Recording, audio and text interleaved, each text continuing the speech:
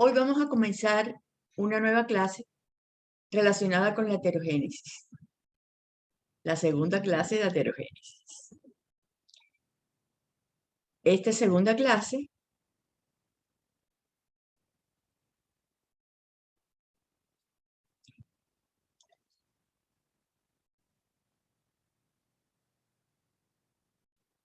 ya va.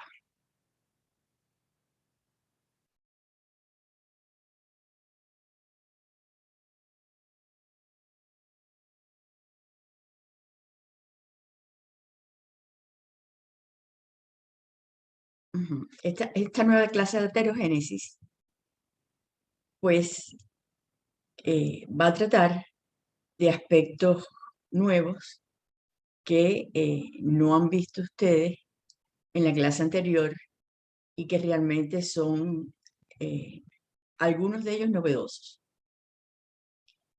Por ejemplo, nos vamos a referir a la heterogénesis, no solamente en la circulación coronaria, que tiene que ver con las grandes arterias coronarias, sino también a la microcirculación. Lo primero que tengo que llamarles la atención es este concepto que tienen ahora delante. Y es que el problema central que vamos a tener en fisiopatología en relación con la isquemia coronaria es la relación que existe entre la oferta y la demanda de oxígeno por parte del miocardio. Si la oferta se corresponde con la demanda que tiene el miocardio, no hay ninguna dificultad. Si la oferta es menor que la demanda que tiene el miocardio, pues entonces se empieza a producir una isquemia, que lo que hace la isquemia es dar menos flujo sanguíneo hacia las células del músculo cardíaco y por lo tanto funcionan mal, pero no están muertas. A diferencia del infarto, que es cuando la isquemia llega a valores en los cuales ya no puede funcionar las bombas sodio-potasio ATPasa y se produce la muerte de las células. Estas diferencias entre isquemia e infarto vamos a estar fastidiándolos a ustedes durante esta unidad y las unidades siguientes, sobre todo en nervioso, porque tienden a confundir mucho los conceptos de isquemia e infarto. En la isquemia la célula está viva, en el infarto la célula ya no funciona y se produce una necrosis de la misma. Los principales determinantes de la demanda miocárdica de oxígeno son la frecuencia cardíaca, la contractilidad miocárdica y la tensión de la pared miocárdica.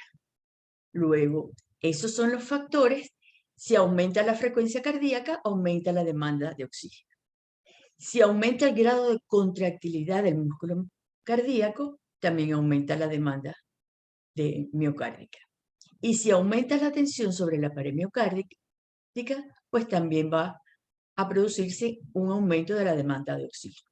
Luego, cualquiera de estos tres factores van a tener como consecuencia que aumente la demanda miocárdica de oxígeno y la única manera de satisfacerla es incrementando el flujo por las arterias coronarias.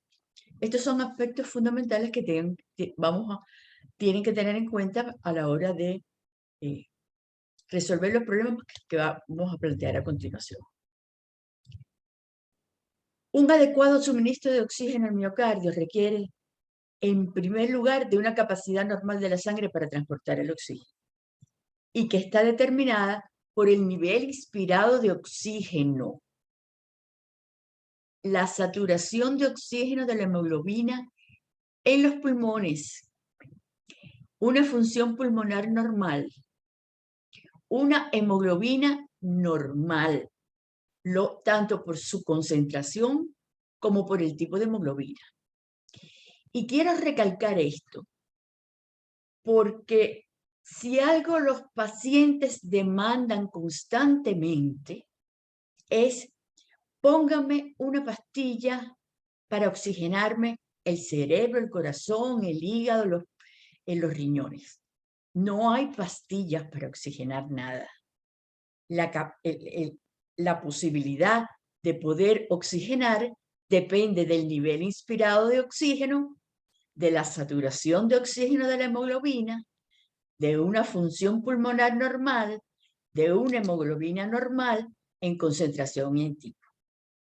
Eso no se lo expliquen a los pacientes con esas palabras, pero por lo menos con palabras que lo entiendan, porque no hay pastilla ninguna que oxigene nada.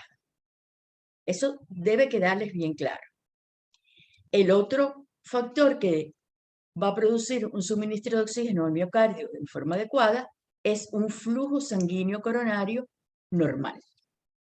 Tiene que haber un flujo sanguíneo coronario normal para cuando se cumpla este primer aspecto, que es la saturación de oxígeno de la hemoglobina, que el flujo coronario sea normal y pueda abastecer adecuadamente al músculo cardíaco. Ahora vamos a volver al tema de las placas. Las placas ateroscleróticas pueden crecer hacia afuera, quiere decir hacia la parte externa, no hacia la luz, sino hacia afuera, por expansión de la lámina elástica interna. Eso es lo que se conoce con el nombre de remodelado positivo. Esas son placas que lo que hacen es crecer hacia afuera, no obstruyen la luz vascular. Cuando se rompe, se produce un síndrome coronario agudo. ¿Por qué razón? Porque al romperse se forma un trombo que entonces sí ocluye la luz del vaso. Y hay otras placas que crecen hacia adentro, que son placas que tienen como características que se va formando una capa fibrosa muy gruesa, porque hay una gran migración de fibroblastos hacia la íntima, se forma una capa fibrosa gruesa, predomina una gran proliferación celular que impide que la expansión de la lámina elástica externa, y es lo que se denomina remodelado negativo. Esas placas cuesta mucho trabajo que se rompan porque son muy duras, pero van obstruyendo lentamente la luz vascular y producen angina de pecho. Luego, la placa que tiene el remodelado positivo, que no obstruye la luz vascular, se pueden romper y dan el síndrome coronario agudo, que ya vamos a ver qué cosa es.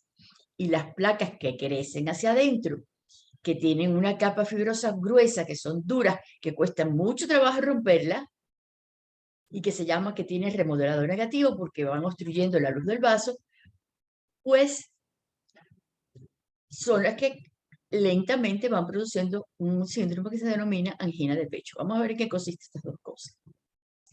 Ahora vamos a ver cómo es que se rompe una placa.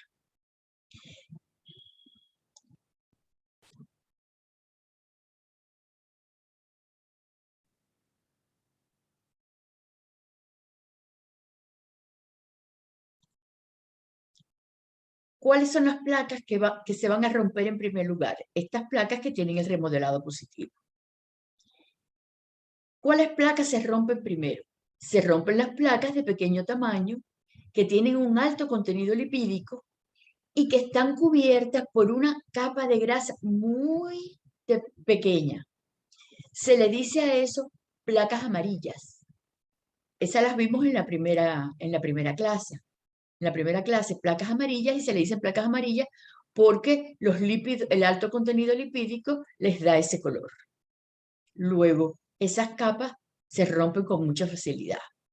Sobre todo porque, fíjense, en cuanto hay una placa, ya el flujo deja de ser un flujo de sangre de tipo laminar, porque la placa, por muy pequeña que sea, ya sobresale en la luz del vaso y entonces la sangre choca contra la placa y ya no hay un flujo laminar. Ahí se produce un régimen de turbulencia, que puede ser pequeño o más grande, pero eso, hay un régimen de turbulencia. Esas placas son las más recientes en la edad adulta. Esas placas amarillas de contenido lipídico pequeño y coexisten con otros factores de riesgo, como son el tabaquismo y la hipertensión arterial. Luego, hipertensos, fumadores, estas son las placas que fundamentalmente van a formar. Estas placas tienen una gran cantidad de actividad de macrófagos, que producen muchos radicales libres. Liberan muchos factores mitogénicos, como son estos que les he puesto aquí, y muchos factores quimiotácticos, como la interleuquina 1 y el factor de necrosis tumoral.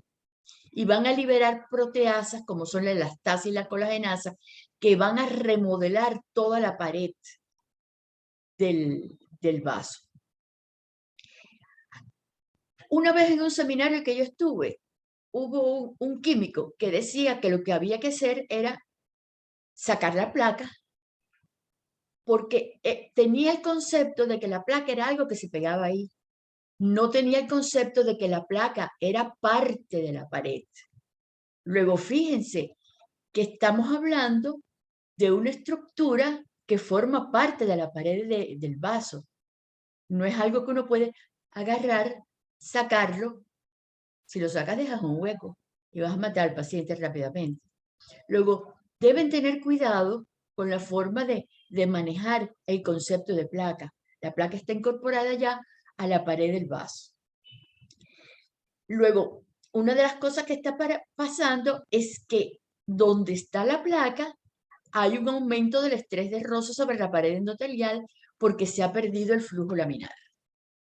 Y como se pierde el flujo laminar, aumenta el régimen de turbulencia sobre la placa. ¿Y esto facilita qué cosa? Pues facilita al mismo tiempo que aumente la permeabilidad, entren más monocitos, entren más linfocitos, y todo eso va a contribuir a que la placa se haga mucho más friable. Las arterias no son estáticas, sino que se mueven de acuerdo con la sístole y la diástole. Se estiran un poco y se encogen un poco. Luego, ese patrón de flujo alterado se hace muchísimo mayor en esas áreas de estenosis durante el ciclo cardíaco. Y eso va a incrementar más todavía el régimen de flujo alterado o el régimen de turbulencia sobre el área de la placa, y el choque contra la placa puede romper la placa. Los cambios bruscos de la presión intraluminal, o sea, dentro de los vasos, en cada contracción cardíaca. En la sístole aumenta la presión dentro de las arterias y en la diástole disminuye la presión dentro de la arteria. Luego puede haber cambios bruscos de la presión intraluminal en cada contracción cardíaca. Imagínense la bifurcación de la aorta para formar las dos ilíacas. Allí se producen cambios muy bruscos de la presión intraluminal, porque es la bifurcación de la aorta descendente. Y entonces esas placas que se forman allí, que además son placas fibrosas muy duras siempre, también se pueden romper por los extremos. Vamos a ver por qué se rompen por los extremos. Luego, la actividad inflamatoria siempre va a ser mayor en la zona de los extremos de las placas arterioscleróticas. ¿Por qué razón? Porque la zona de los bordes presenta mayor densidad de macrófagos y más activación de una cosa que se llama factor de transcripción nuclear proinflamatorio kappa B. Allí se concentra ese factor de transcripción que en el centro de la placa. Y ese es un factor activador de macrófagos, por lo tanto se hace mucho más friable y los bordes de la placa que el centro de la placa. Y en el borde de la placa, sobre todo en el que impacta el flujo, se puede desprender ese borde de la placa. Otra cosa que pasa también en las placas es que en los bordes hay un aumento de la enzima caspasa 3 activada, ¿no? Que es la iniciadora del fenómeno de apoptosis. Lo que quiere decir que también en los bordes se está produciendo una tasa de muerte celular mucho mayor en esas áreas que en el centro de la placa. Por lo tanto, esas áreas con el choque de la sangre por el régimen de turbulencia puede levantar un poco la placa y exponer entonces el colágeno que está por debajo de del borde de la placa. Luego, las células que están en apoptosis favorecen la complicación trombótica de la placa, porque expresan actividad procoagulante tipo factor tisular. Cuando se levanta la placa, queda expuesta la íntima. Y en la íntima va a encontrar factor procoagulante tipo factor tisular y van a exponer también colágeno que va a contribuir a la agregación plaquetaria. La apoptosis de las células de músculo liso, que son productoras de proteínas de la matriz y que confieren resistencia a la cápsula con el colágeno, disminuye la densidad de estas fibras y entonces se favorece la ruptura. También la actividad del factor de transcripción nuclear famoso proinflamatorio kappa está aumentado en los monocitos circulantes en comparación con los sujetos que no tienen placas. Luego, no solamente es un problema de la placa, sino también de un problema sistémico de estos pacientes. Ahora, ¿qué pasa con las placas? Cuando las placas van creciendo mucho, sobre todo esas placas que van creciendo hacia adentro, que son más grandes, se va produciendo un fenómeno de neovascularización que irriga a las células que están en la íntima y en esa media que está toda transformada. Y hay pequeñas arterias muy pequeñas que irrigan a toda esa zona. Bueno, pues esa neovascularización de la placa lo que hace es aumentar el proceso inflamatorio porque lleva hacia esa zona más linfocitos, más monocitos y más factores de inflamación. Hay otro factor que es el denominado fatiga de la placa, que está muy en boga estudiarlo, porque depende del grado de estiramiento, de compresión, de plegamiento y de flexión que tienen las placas por el estiramiento, compresión, plegamiento y flexión que tienen las arterias. Cuando usted mueve un brazo, usted va moviendo el brazo, pero está moviendo también las arterias, las está flexionando. Aunque en los brazos no hay placas prácticamente, pero sí los hay en la femoral. Cada vez que hay un ciclo cardíaco, el ciclo cardíaco, eso produce estiramiento y compresión de las arterias.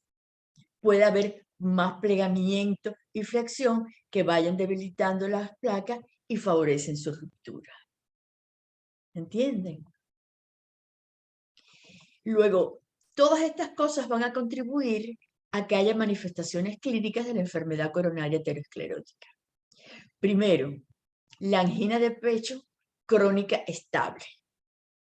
La angina de pecho crónica estable está relacionada con las placas que crecen hacia adentro, hacia la luz, que son cápsulas fibrosas, placas que tienen una cápsula fibrosa, gruesa, no son friables, son muy duras. Pero a medida que crecen hacia adentro, cada vez la luz es más chiquita, más pequeñita. Y se hace más estenótica esa zona de la arteria.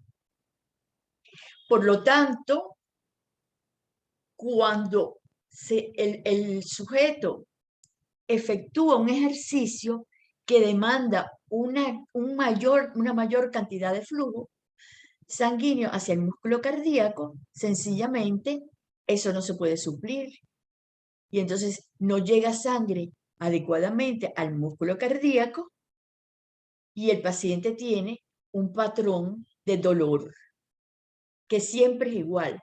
Fíjense, el paciente llega al médico y dice, mire, cada vez que yo tengo que subir las escaleras que va de la planta baja al primer piso de la dirección de la Escuela Vargas, me da dolor en el pecho.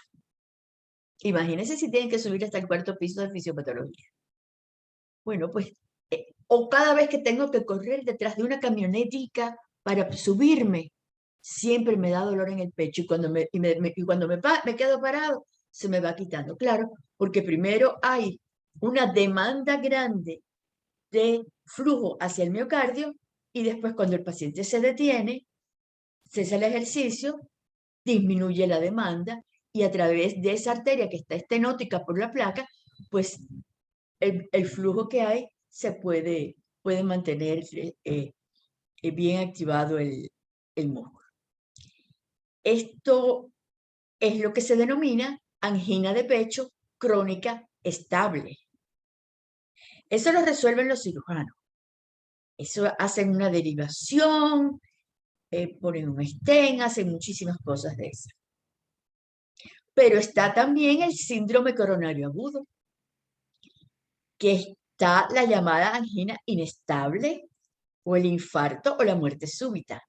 Esa no tiene nada que ver con las cápsulas grandes, fibrosas que crecen hacia adentro. Esa tiene que ver con las placas vulnerables, que lo que tienen es una capita fibrosa muy pequeña, porque esas, como son tan friables, tan blanditas, con tanto contenido lipídico que es muy blandito, pues se rompen. Esas son las que son más fáciles de romper. Y entonces se expone la parte de la íntima, puede producirse una hemorragia dentro de la placa, se forma un trombo y ese trombo se forma rapidísimo y se produce una oclusión de la luz vascular y sencillamente pues no pasa sangre. Y eso produce un infarto del miocardio. No me digan nunca que es un infarto al miocardio. Al miocardio no se le da un infarto. Es un infarto del miocardio. Eso es algo que lo repite mucho el profesor Andrés Octavio, que es cardiólogo del Hospital de Clínicas Caracas y profesor de la Escuela Racetti. Es infarto del miocardio, no al miocardio. No quiero ver que nadie me escribe en un examen infarto al miocardio, del miocardio. Pero un infarto es grave no solamente porque sea muy grande, sino también de la localización del infarto. Fíjense, son muy graves ¿dónde? En los músculos papilares. Si los músculos papilares que sostienen a la válvula mitral o a las válvulas sigmoideas, ahí se produce un infarto, sencillamente se produce una insuficiencia cardíaca aguda inmediatamente porque la válvula deja de funcionar. O en el recorrido del haz de His, se produce una arritmia gravísima. No hay ninguna sincronización entre aurículas y ventrículos. O en el nodo seno auricular, la misma cosa. O en el tabique interventricular. Y entonces se produce un hueco en el tabique interventricular porque la presión de la sangre en el ventrículo izquierdo es muy alta. Y en el ventrículo derecho es muy baja y entonces rompe. Se puede romper la pared interventricular si el infarto ha sido allí en ese tabique interventricular. Luego puede ser muy grave en dependencia de dónde se produzca el infarto. ¿Ok? Aunque sea muy chiquitico, si está en esos lugares, las consecuencias son realmente fatales. Ahora, ¿cómo evoluciona una placa estable? Pues crece lentamente. Tiene una cubierta fibrosa gruesa. Una alumna me preguntaba por el correo que de dónde salían las cubiertas fibrosas. Salen de los fibroblastos que migran hacia la íntima y empiezan a formar ahí una cubierta. Se convierten en células fibrosas y forman una cubierta gruesa. El contenido de la placa no se expone a la luz vascular. Tiene muy poquitos lípidos y muy poquitos macrófagos. Tienen algunas citoquinas, como son estas que les pongo aquí, que producen señales de proliferación de células de músculo liso y de fibroblastos. Luego, esas son placas que tienen mucha migración de células de músculo liso y tienen mucho fibroblastos y por eso son tan fibrosas. Tienen ese remodelado negativo, crecen hacia la luz, no hay expansión de la lámina elástica externa, no se fracturan, no hay hemorragia, no hay trombosis. Producen isquemia de los territorios pobremente perfundidos. Y cuando la demanda de oxígeno aumenta sustancialmente y su oferta es insuficiente. Entonces, cuando un paciente llega a cardiología y se queja, mire, yo antes podía subir hasta farmacología, y ya ahí llegando a farmacología me daba el dolor en el pecho. Pero ahora no puedo llegar a la dirección de la Escuela Vargas, porque ahí subiendo esa escalerita ya no puedo del dolor que me da en el pecho. Ahí ya el cardiólogo debe saber que tiene que hacer estudios para ver dónde está la placa y ver cómo se resuelve quirúrgicamente el problema de esa placa. Eso nada más que se resuelve quirúrgicamente. Ese tipo de placa nada más que se resuelve quirúrgicamente. Si lo quieren saber, bueno, ya se enterarán en cirugía cardiovascular cómo se resuelve el problema, que no es tan fácil de resolver.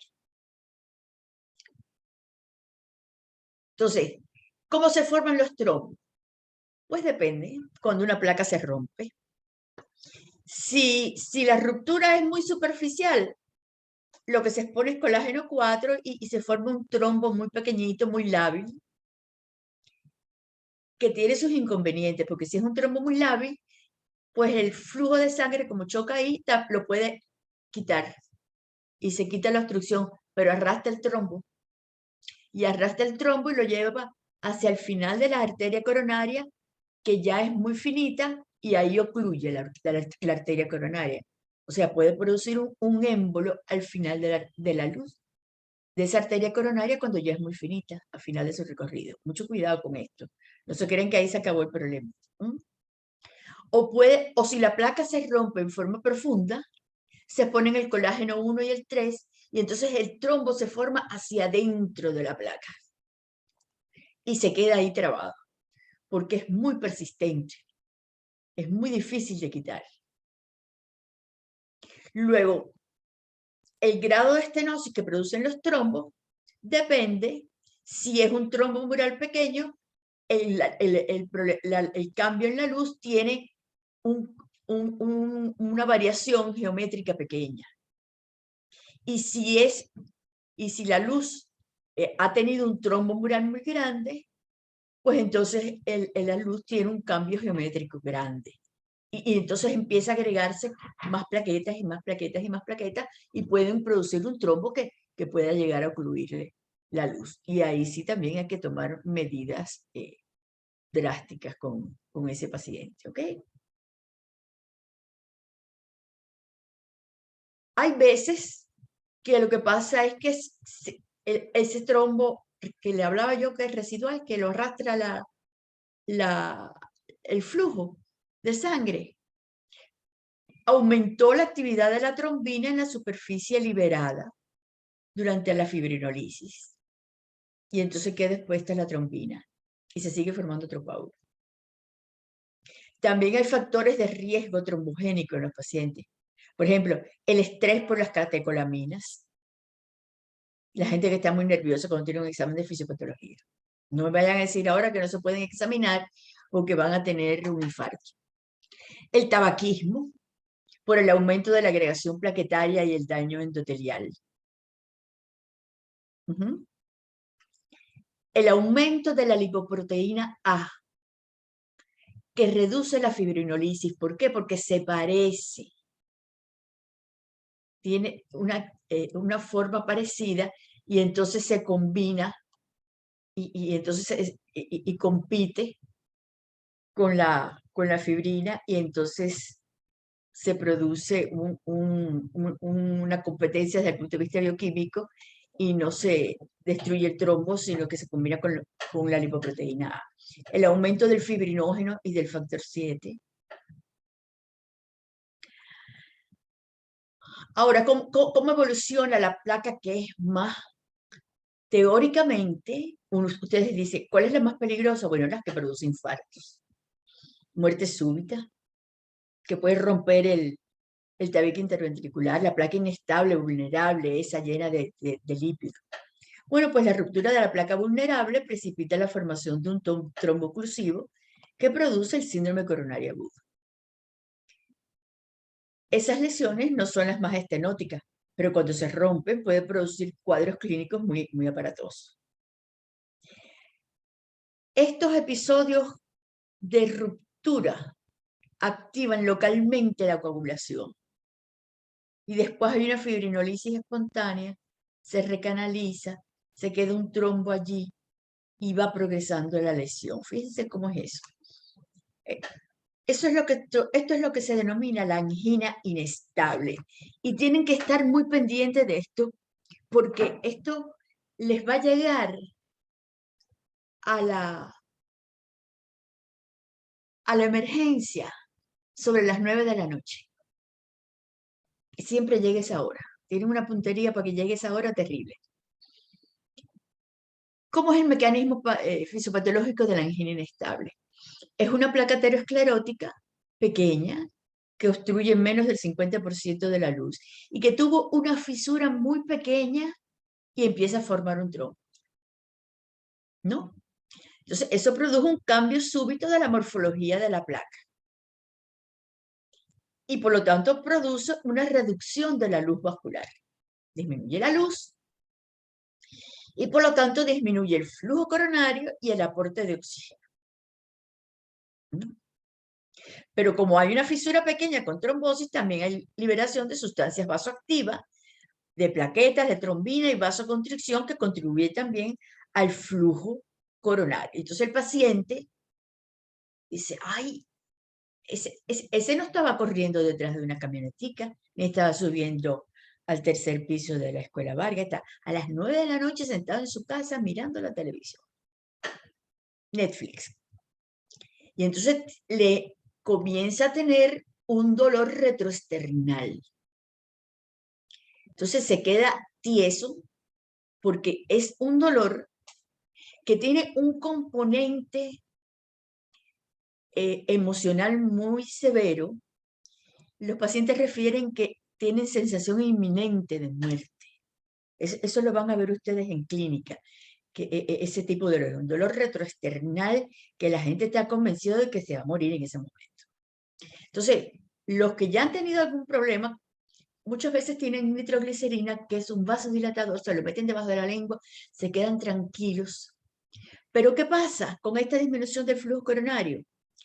Que empieza a producirse remoción parcial del trombo por fibrinolisis. Y entonces, claro, si se empieza a remover el trombo, la luz se abre otra vez y el dolor disminuye porque fluye la sangre. Y el paciente dice, ay, ya se me pasó. La nitroglicerina me hizo un efecto perfecto. Déjame seguir viendo, quedarme tranquilo y seguir viendo la televisión. Pero hay un trombo residual porque esa placa se rompió, que libera trombina, que está atrapada ahí en las mallas de fibrina. ¿Y qué cosa es lo que pasa entonces? Que se vuelve a formar el trombo y vuelve a reaparecer el dolor. El flujo había aumentado con reducción del dolor, pero ahora se vuelve a formar el trombo y vuelve a reaparecer el dolor. Entonces el tipo se levanta, alcanza medio otra nitroglicerina, se vuelve a meter la nitroglicerina debajo de la lengua. Entonces, cuando llegan a ustedes, cuando ya se ha tomado 3 veces la nitroglicerina y este fenómeno se ha aparecido 3 veces, le llegan a ustedes al hospital Vargas diciendo que tiene un dolor no sé cuánto y no sé qué. Y tienen que preguntar siempre cuántas veces ha aparecido y se ha quitado el dolor, porque esto es una emergencia, porque este paciente le va a dar un infarto, tiene un infarto. Tiene un infarto porque es de círculo, de remoción parcial del trombo. Disminuye el dolor, pero el trombo residual que libera trombina atrapada en las mallas de fibrina y vuelve a aparecer el dolor, pero cada vez el trombo es más grande. Puede producir un infarto a este paciente. Luego, eso es una emergencia y eso se llama, esto que hemos hablado es mecanismo patogénico de la angina inestable. Y a mí me encanta preguntarle en los exámenes para que sepan. Y se los estoy advirtiendo desde ahora porque eso es algo que yo pregunto muchísimo. Así que están enterados. Pero ¿cuál es el cuento? Porque miren, ¿qué han hecho hasta ahora los cirujanos cardiovasculares mire, los cirujanos siempre son gente que tienen el bisturí en la mano. Para todo lo que pase por delante, cortan. Que hasta ahora siempre han agarrado ven en una angiografía coronaria, ven una plaquita de esta, y entonces le meten un stent, pero la gente se descompensa mucho, los pacientes estos se descompensan mucho con los stents. ¿Y qué cosas se ha determinado en estos instantes y que fue objeto de mucha discusión en un congreso de patología coronaria donde yo estuve hace como 3 semanas?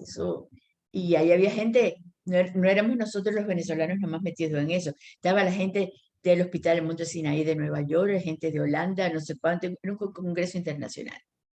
Bueno, porque solamente del 3 al 5% de las placas vulnerables se rompen, nada más. El 95% de esas placas no se rompen, no se rompen. ¿Entienden? Y entonces, ¿qué va a hacer uno? ¿Cuál es el cuento? ¿Le van a poner un stent a todas las placas? ¿Chiquiticas esas? No, no. La conducta es que hay que tratar al paciente para reducir la placa, porque esas son las placas que se reducen con tratamiento. ¿Cuál es el tratamiento? Y eso se discutió hasta lo último y se ha dicho hasta la saciedad. Con un patrón de alimentación adecuado, con actividad física regular que implique 15 minutos diarios de actividad física. Señores, 15 minutos diarios de caminar, 15 minutos diarios de hacer ejercicios en la casa, medido por el reloj. No fumar, ni activa ni pasivamente, porque si tienes al lado sentado a tu papá fumando, mira, bueno, papá, tú te quieres ir a fumar a otro lado, pero yo no puedo ponerme al tabaco, porque es el mismo cuento que si estuvieras fumando. Cubrir el tiempo de sueño adecuado. No es que voy a dormir 2 horas diarias. Controlar el estrés. Esto se llama hábitos de vida saludable. Y yo se los pongo porque esto cuesta muchísimo trabajo hacerlo. Cuesta muchísimo trabajo hacerlo. A estos pacientes, si uno le da estatinas, atorvastatina, simvastatina, rosuvastatina, todas esas estatinas, la placa, la parte lipídica de la placa va disminuyendo, se disminuye en un 30%. Y con este patrón, eso mejora. Porque fíjese, le vamos a hacer una cirugía si nada más que el 3 al 5% de las placas se rompen. De esas placas vulnerables. ¿Entienden? Pero ¿cuál es el problema? El problema de estas placas está dado por una cosa que se llama el riesgo residual y el score de calcio. ¿Qué cosa es el riesgo residual? Que ese es el problema. Primero, que los pacientes se ven tardíamente. Cuando llevan 30 años fumando, 25 años comiéndose todas las tajadas del mundo. Yo tengo pacientes que se desayunan con una merengada de leche completa con tajadas. Y entonces me preguntan que por qué tiene 500 de triglicéridos. Por la inercia, que es la interrupción del tratamiento. El paciente se pone, se toma su tratamiento, a tomarse su tratamiento, empieza a estar mejor, le hacen otra angiografía coronaria. Ah, mira, las placas están más pequeñitas, se han ido disminuyendo, chévere. Y suspenden el tratamiento. No hay nada más difícil que mantener los tratamientos crónicos. Y eso lo vamos a ver en hipertensión, y lo vamos a ver en insuficiencia cardíaca, y lo vamos a ver en las enfermedades crónicas, en todo lo vamos a ver así. Dificilísimo. El aumento de las LDL. ¿Por qué? Porque no se toman las estatinas, porque nos comemos todas las cosas que no nos tenemos que comer. ¿Entienden? El aumento de los triglicéridos. ¿Cómo aumentan los triglicéridos? Ajá, ¿por qué no me como el plátano sancochado? No, porque es más sabroso en tajada. Y qué sabroso es comerse una fuente entera de helado de chocolate. Ajá, chéverísimo, es buenísimo. o tres leches, o todas esas cosas. Chévere, eso aumenta los triglicéridos de una manera horrorosa. La poca disminución de la obesidad de estos pacientes. Terrible. Todo eso está dado por presión al riesgo residual. Y un problema que se discutió muchísimo y que se ha visto que es extraordinariamente importante son las inflamaciones crónicas. Inflamaciones e infecciones crónicas. En primer lugar, las inflamaciones e infecciones periodontales. La gente que dice, no, yo, ¿para qué voy a ir al dentista si esa gente está cobrando carísimo? No, ¿para qué? No, no, si a mí no me duele ningún diente. Pero entonces tienen infecciones periodontales que no se tratan, hay que tratárselas. Las infecciones intestinales crónicas, hay que tratarlas. Y cualquier otro tipo de infección crónica afecta el problema de estas placas y las mantiene bien activas y difíciles de controlar. Eso está claro. Vamos a ver ahora qué cosa es el score de calcio. El score de calcio. Todo el mundo le dice así el score de calcio. Y el score de calcio quiere decir el índice de calcio coronario. Pero todo el mundo le dice el score de calcio. Que se miden en unidades Agatston, porque ese es el apellido del investigador que lo describió. Eso se determina con las tomografías de corazón. Hacer una tomografía de corazón no es igual que hacer una tomografía de la cabeza, porque hay que hacerlo con tomógrafos que tengan una gran velocidad para hacerlo, si quieres hacerlo en sístole o si quieres hacerlo en diástole. Luego tiene que ser muy rápido, ¿no? 0 unidades Agatston significa ausencia de placas calcificadas. Eso tiene muy bajo riesgo. Vamos a ver por qué. De 1 a 10 unidades son placas calcificadas mínimas. De 11 a 100 unidades es una calcificación leve. De 101 a 300 es una calcificación moderada. Y más de 300 son calcificaciones coronarias severas. Eso fue lo primero que se determinó. Y entonces elaboraron sobre eso categorías de riesgo.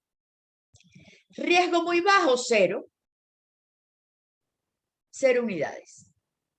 De 1 a 99, bueno, pues categoría de riesgo levemente aumentada. De 100 a 299, moderadamente aumentada. De 300 a 1000, moderada, severamente aumentada. Y más de 1000, bueno, pues tiene el corazón hecho una piedra prácticamente. Severamente aumentada. ¿Entienden? Ahí tienen una tomografía.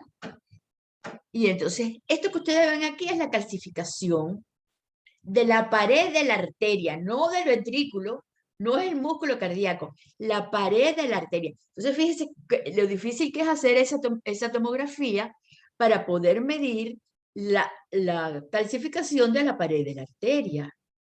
Porque solo lo que se calcifica es la parte de la lámina que separa la íntima de la media. Ahí es donde se calcifica.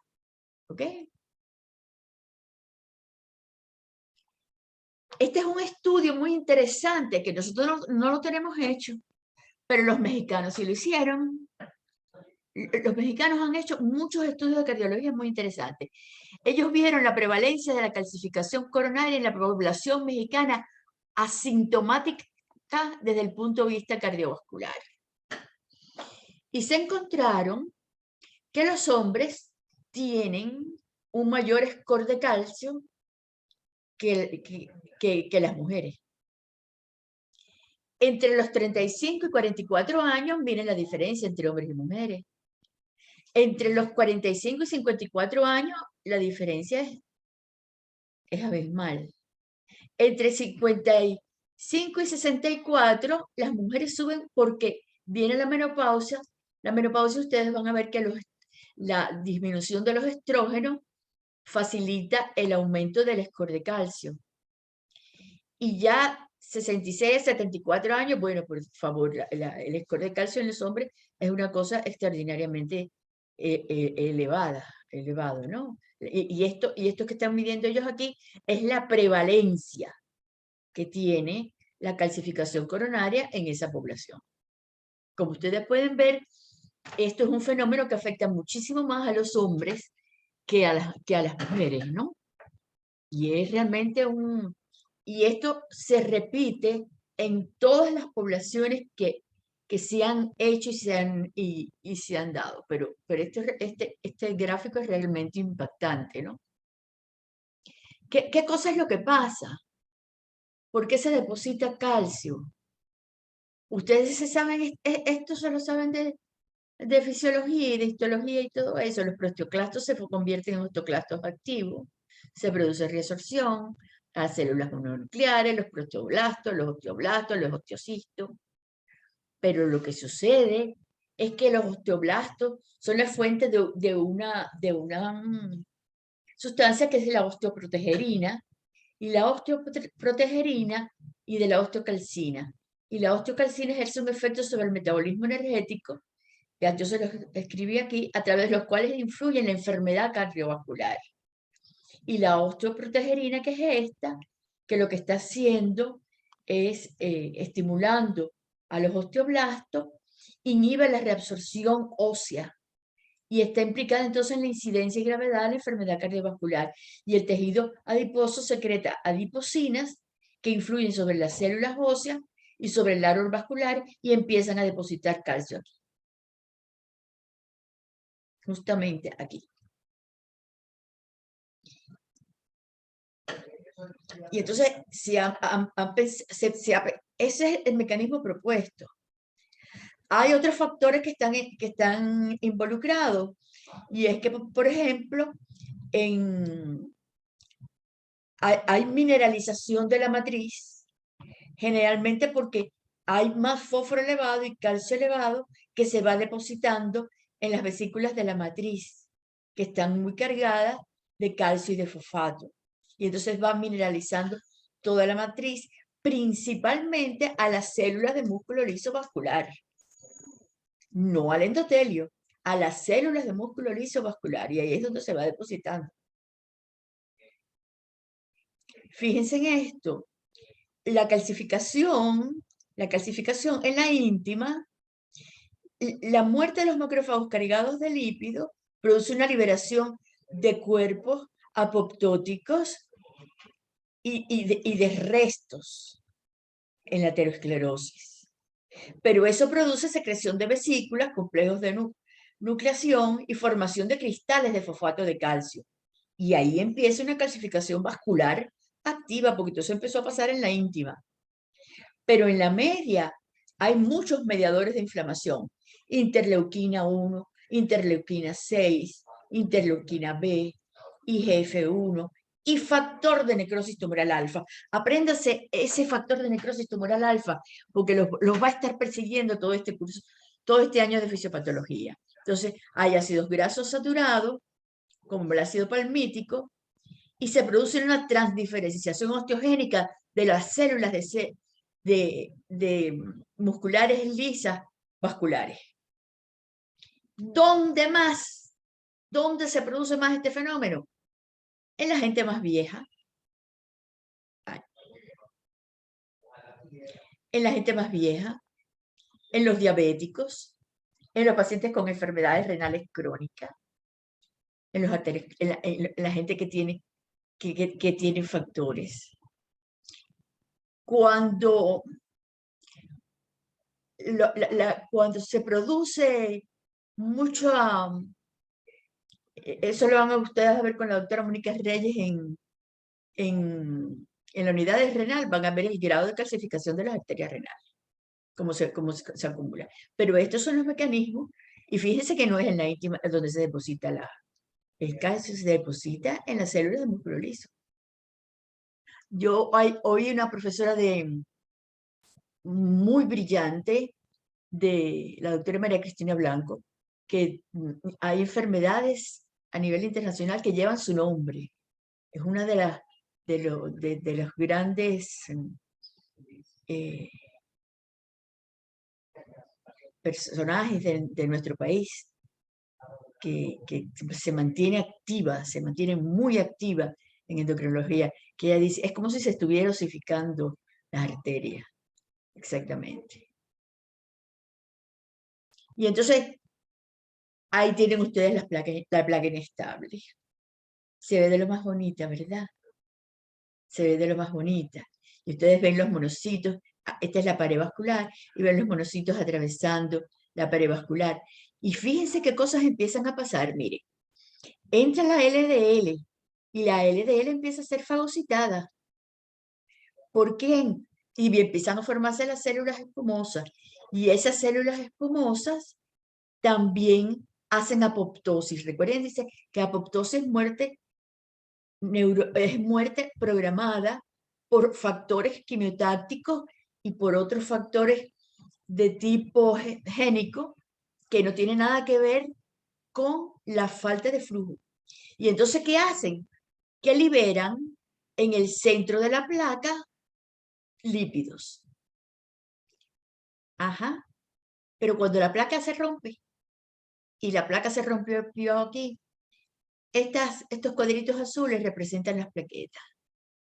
Y estas plaquetas, y entonces aquí también hay muchas células espumosas que se han ido rompiendo. Y se salen, y entonces empiezan a producirse problemas porque una plaqueta que se salga, una celulita que se salga, un granito de lípidos que se salga, migra ¿hacia dónde? Hacia la microcirculación. Y ahora nos vamos a meter en un momentico en la microcirculación. Pero fíjense, hay otras placas también. Esta es una placa inestable, con un núcleo central con mucho lípido. ¿Entienden? Y el lípido sale sobre todo, no solo por la LDL que entra, sino porque el núcleo lipídico es porque se mueren por apoptosis las células espumosas y entonces liberan todo el LDL oxidada que tienen metida dentro. Y esto que ven ustedes es una foto de un corte de una placa de ateroma con cápsula fibrosa. Miren la media, qué chiquitica. Miren la íntima. ¿Ven? Y todo esto es fibroso. Todo este blanquito que ven aquí. Todo esto es fibroso. Y ocupan prácticamente toda la íntima. Y hay células de músculo liso metidas ahí. Y las células de músculo liso tienen una matriz de colágeno, proteoglicano. Y entonces, entonces miren esto aquí. ¿Se dan cuenta? Entonces tienen todo esto. Esto no lo rompe nadie. Aquí tienen otro corte. Esto que tienen aquí es cómo se va formando el núcleo lipídico en una arteria.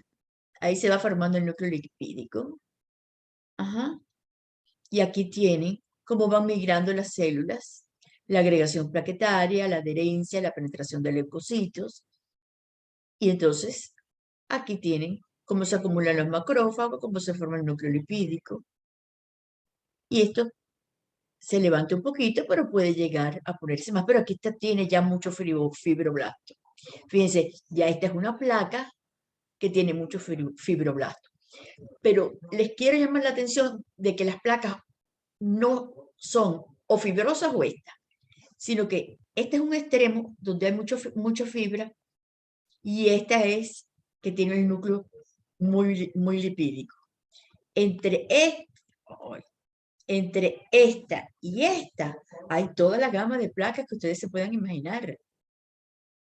Todas las gamas de placas. No quiere decir que todas son o esta o esta. Hay todas las intermedias entre esta y esta. Por lo tanto, eso da una gran variabilidad de cuadros clínicos. ¿Entendido? ¿Entendido? Lo que pasa es que estas dos son los extremos. Esta es una cápsula fibrosa y esta es una de núcleo lipídico. Son los dos extremos. Pero entre esos dos extremos está toda una gama de placas que son intermedias entre una y otra, con más lípido, menos lípido, más calcio, menos calcio, etc. ¿Me entienden? Fíjense. Y esto es el fenómeno de neovascularización en arterias coronarias humanas con distintos grados de lesión. Ajá. Fíjese, esta es una arteria coronaria que tiene ya vasos que están irrigando a las placas, irrigando a las placas. Miren la placa, y la placa está recibiendo vascularización que viene desde la adventicia. Mire esta placa con un gran núcleo lipídico que tiene también algunos, mire la cantidad de irrigación que hay, y entonces hace trombos dentro de la misma placa. Esta es otra placa que tiene hemorragias dentro de la placa, después de la irrigación. Miren otra placa. ¿Entienden? Y todos son factores de riesgo. La diabetes, la hipertensión arterial, la hiperlipemia, los antecedentes familiares, la herencia nos golpea. El alcoholismo. El tragar el alcohol no disuelve las placas, lo que favorece tener más placas. El tabaquismo. Y así pasamos de tener este flujo, que es el flujo laminar bonito, a que se empiece a disminuir, y aquí es este que ya no puede subir a fisiopato, y cuando se rompe la placa, pues para acá no pasó nada. Y se produce un infarto agudo del miocardio con obstrucción completa. ¿Me entiendes? Así es en la angina de pecho, el flujo se interrumpe un poquito, pero aquí ya se obstruyó completamente. Pero puede producirse muchísimas condiciones. Mire, puede haber el trombo que se rompió en una placa y migró y llegó aquí y se quedó aquí trabado. En una bifurcación se quedó trabado. Y entonces aquí empieza a producirse un aumento de turbulencia. ¿Y qué pasa? Que se empiezan a agregar más plaquetas aquí. ¿Por qué? Porque esto no tiene un flujo lineal. Y entonces este trombo empieza a crecer y aquí no había ninguna placa. Y entonces se forma un émbolo. O llega, o viene el trombo y aquí se quedó trabado. Y entonces no pasa sangre ni para acá ni para acá. Y los tejidos que están aquí se necrosan. Hacen un infarto y se necrosan. ¿Entienden? Están las plaquitas de ateroma que disminuyen el flujo en esto. Están los robos de flujo. ¿Por qué? Porque aquí hay una placa de ateroma que no deja pasar mucho para acá la sangre, y entonces esto aquí está más dilatado y entonces la sangre se va para acá. O hay hiperviscosidad de la sangre por algunas condiciones, ya lo verán en hematología, y entonces el flujo se hace más denso. Y están los vasoespasmos, que se produce una contracción de la célula de músculo liso de la pared, y no hay ninguna placa, pero no deja pasar la sangre tampoco, y el infarto se produce igualitico que si estuviera aquí, que si estuviera un trombo. ¿Me entienden? Y así es como se forman entonces las placas, que van desde aquí hasta acá. Y usted se encuentra placas así, así, así. Y se encuentra cualquier condición de esto en las arterias coronarias. Luego, si nosotros vemos la historia de la aterosclerosis, vemos que a partir de la primera década de la vida, esta es una arteria y empieza una lesión inicial donde histológicamente es normal, donde empieza a haber infiltración de macrófagos y células escamosas aisladas. Y se han visto en recién nacidos que han fallecido, se han hecho estudios por ejemplo, del callado de la aorta, donde ya se ven las estrías lipídicas. Después aparecen las estrías grasas con acumulación intracelular de lípidos. Y todo esto estamos hablando de la primera década de la vida. De la primera década de la vida. ¿Entiendes? Después vienen lesiones de tipo intermedia, que son acumulaciones intercelulares de lípidos y depósitos externos de lípidos también. Ya eso es en el límite entre la primera y la segunda década, y a partir de la tercera década de la vida. Esos son ustedes, los que están sentados ahí del lado de allá de la computadora viendo esta clase. Ajá. La gente que tiene 20, 21 años, 22 años, 23 años. Y en mayor grado, si son adictos a comer comidas grasas, pero no tienen signos clínicos, no hay signo clínico. Y entonces se empiezan a formar placas de ateroma ya, con acumulación intracelular de lípidos, con núcleos de lípidos extracelulares, y siguen en la tercera década de la vida. Todos mis alumnos de tercer año. Y están los ateromas ya fibrosos con núcleos lipídicos simples o múltiples capas fibrosas a partir de la cuarta década de la vida.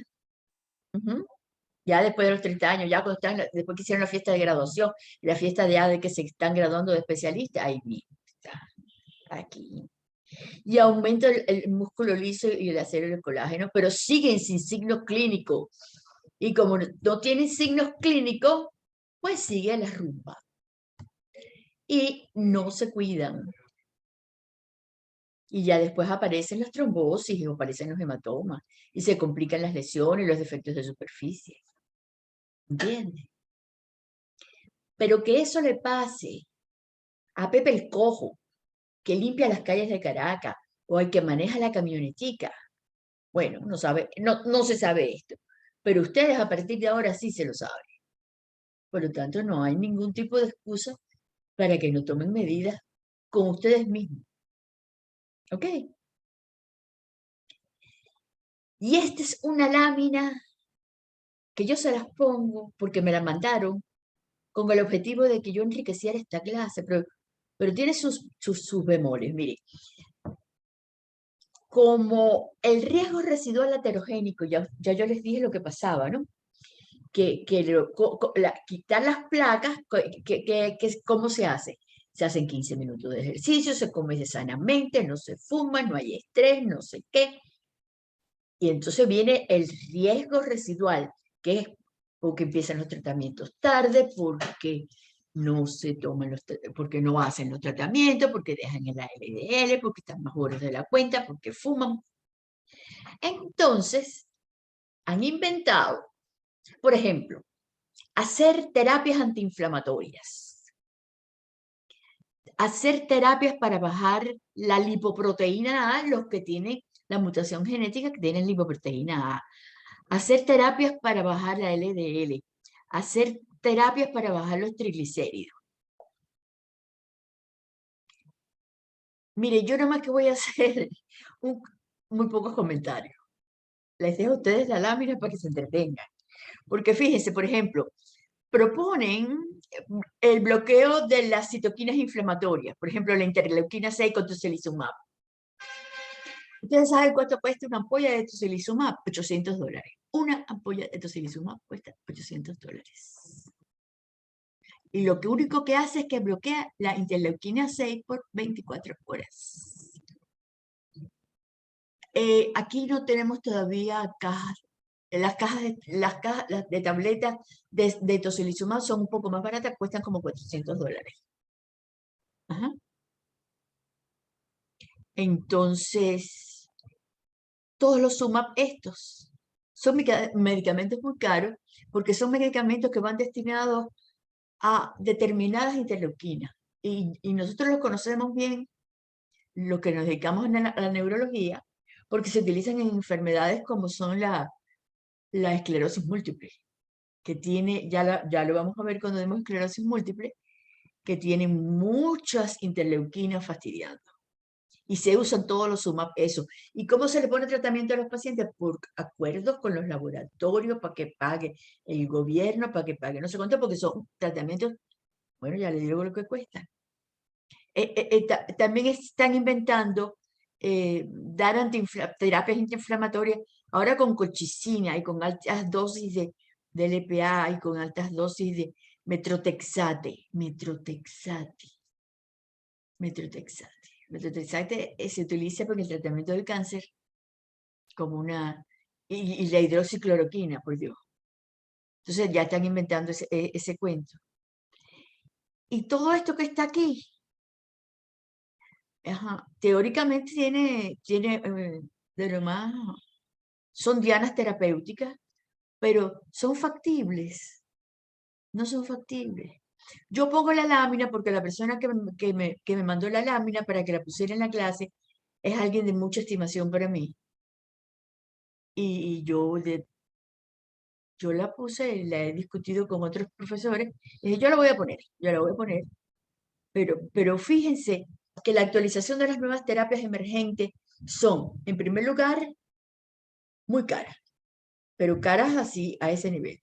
Y en segundo lugar, la cantidad de efectos secundarios. Fíjense, las estatinas, que uno le da la atorvastatina, hay veces que le da dolores musculares a los pacientes porque produce ruptura de las fibras musculares estriadas. Y hay que suspendérselo al paciente por el riesgo de que pueda haber ruptura masiva de fibras musculares. La atorvastatina, que es una cosa miserable que cuesta nada en la farmacia. Sí, les dejo esto ahí para que vean que bueno, que la ciencia avanza, pero que no siempre avanza junto con el sentido común y con la lógica y con la factibilidad de poder dar el tratamiento. Esto que ustedes tienen aquí es algo que tienen que aprendérselo de memoria. Y si no se lo aprenden de memoria, yo se los voy a preguntar de todas formas. Cuando ustedes tienen, ¿cómo está la circulación del corazón? Fíjense. Esta es la arteria epicárdica. Y las arterias, ¿cómo nutren el corazón? Las arterias coronarias atraviesan el músculo cardíaco, atraviesan el miocardio. Se ramifican en las arteriolas, irrigan todo el músculo miocárdico. Aquí hay una cosa que se llama el plexo subendocárdico y el endocardio. Y aquí esto es la cavidad ventricular. Durante la sístole, la presión intraventricular comprime el plexo subendocárdico y bloquea el flujo sanguíneo a través del plexo subendocárdico. Recuerden que la presión arterial sistólica normal es de 120 milímetros de mercurio por encima de la presión atmosférica. Entonces, esa presión en el corazón, en el ventrículo, bloquea este plexo.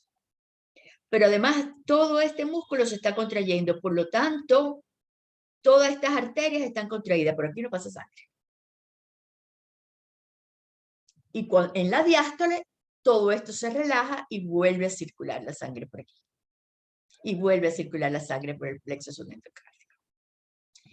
Quiere decir que el corazón, el músculo cardíaco, se nutre durante la diástole, no durante la sístole.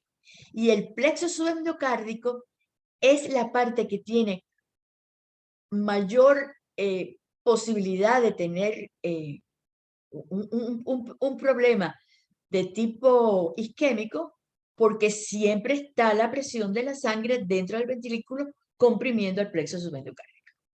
Tanto en la sístole como en la diástole, menos en la diástole que en la sístole. ¿Ok? Eso hace que cuando una arteria coronaria se obstruye, ¿cuál es el área que primero se infarta? El área que está pegado a la zona de perfusión del plexo subendocárdico. Esta zona de aquí. ¿Entendido? Eso está claro. Ahí tiene. Ese es un corazón con un infarto que rompió la pared del ventrículo. Rompió completo la pared del ventrículo. Eso se puede imaginar que eso es una muerte súbita por ruptura de la pared ventricular. Eso pasa. Ahí lo tienen. Y la pared del ventrículo es gruesa, ¿eh? La rompió. Ajá. Ahí tienen. Y esto que ustedes tienen aquí es el corte de un corazón. Fíjese. Esto es el ventrículo derecho. Y esto es el ventrículo izquierdo. Estos son depósitos de grasa. Estos son infartos antiguos que se cicatrizaron. Y esto es una ruptura, la ruptura de la pared por un nuevo infarto. Pero fíjense el grado de engrosamiento de la pared, eso lo vamos a ver en la clase de insuficiencia cardíaca, que se produce en este individuo. ¿Se imaginan cómo se puede nutrir durante la diástole este ventrículo? ¿Podrán las arterias coronarias durante la diástole nutrir la pared de este ventrículo tan grueso? Esto que ustedes ven aquí es otro corazón. Y esto que ustedes ven es un corte que hicieron a las arterias. Ven que está formada allí. Ahí se formó un trombo que ocluyó todo el paso. Miren los lípidos y produjo un infarto. Y mató al paciente. Y no estaríamos viendo esto. Luego deben tener en cuenta que durante la sístole, el diámetro de los vasos de resistencia es así. Y durante la diástole, estos mismos vasos son así. Luego se nutre el corazón, el miocardio durante la diástole, pero no durante la sístole. Y la presión del pericardio se mantiene perfectamente bien. El pericardio nunca tiene problemas. ¿Eso está claro? ¿Ok? ¿Cuáles son las consecuencias funcionales crónicas entonces de la enfermedad coronaria secundaria a la ateromatosis? Pues la insuficiencia en la circulación coronaria produce disminución en el aporte de ATP y por lo tanto se puede generar disfunción sistólica. ¿Qué cosa es la disfunción sistólica?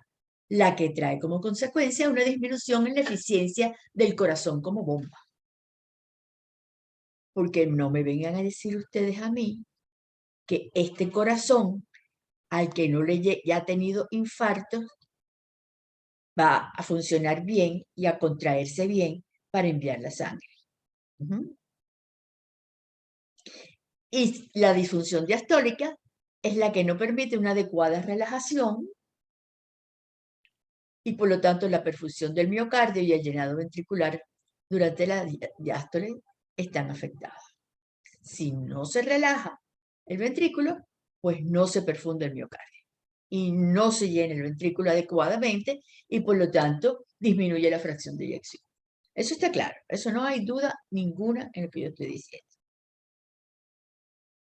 Por lo tanto, vamos, desde que se empiezan a formar las placas, podemos ir desde una disfunción endotelial y microvascular, pasando por trastornos de la perfusión subendocárdica, hasta llegar a una disfunción sistólica. Y cuando hay una disfunción sistólica hay una insuficiencia cardíaca y ya vamos a ver las clases de insuficiencia cardíaca. Y ahora vemos la parte más emocionante de esta clase, que es la macro y microcirculación coronaria. Ajá. Angina con placas y sin placas. Infartos con placas y sin placas. Esto que ustedes ven es una angiografía del corazón. Estas son las arterias epicárdicas. Y esto es el flujo de la microcirculación. Fíjense, la circulación coronaria.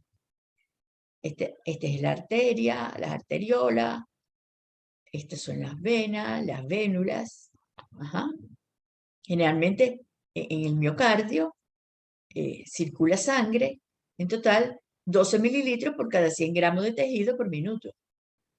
Eso no es mucho, porque la corteza cerebral circula 50 mililitros por cada 100 gramos de tejido por minuto. Es el órgano más vascularizado. Pero esta es la vascularización que requiere el corazón para funcionar. ¿Ok? Luego, están las arterias epicárdicas de conducción, están las arteriolas, están los capilares donde se intercambian aguas y solutos, están las vénulas, están las venas.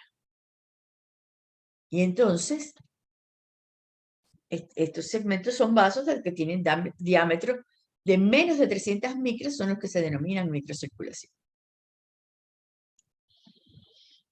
Por lo tanto, una isquemia sin enfermedad arterial coronaria obstructiva tiene que ser porque la microvasculatura tiene un problema de tipo espástico y no deja pasar la sangre. Que tienen que evaluar al paciente, tienen que hacer exámenes, todas estas cosas que se hacen aquí se pueden hacer, se empiezan a hacer para ver qué cosa es lo que pasa. Y entonces uno se empieza a encontrar que puede ser un problema con la presión capilar, con la presión postcapilar, o por un problema de la filtración, y entonces hay que dilucidar cuál es el problema de lo que está pasando en la hemodinámica de la microcirculación. Este es otro esquema donde se ve que las arterias constituyen el 10%, las prearteriolas el 25%, y las medianas el 55%.